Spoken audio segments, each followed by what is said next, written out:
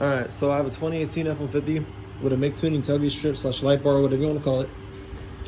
And my issue was I had it hardwired to the trailer light wiring harness originally, but when I'd be driving down the road, it'd say trailer connected, trailer disconnected, it'd pop up randomly while I'm driving. And yeah, actually gets annoying over time, seeing it pop up on the dash. So here's what I did. Routed it to the left tail light. I'm gonna explain which wires go where. And yeah, let me show you that it works. Left turn signal, you already see the running light. There you go. Okay. Right turn signal.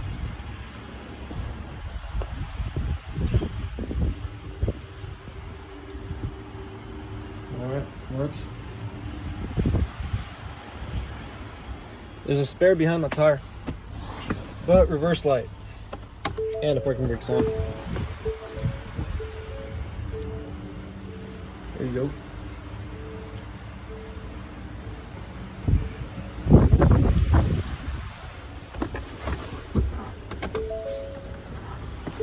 Alright, now I can't show you the brake light because you see me going back and forth right here, but let me explain what I did.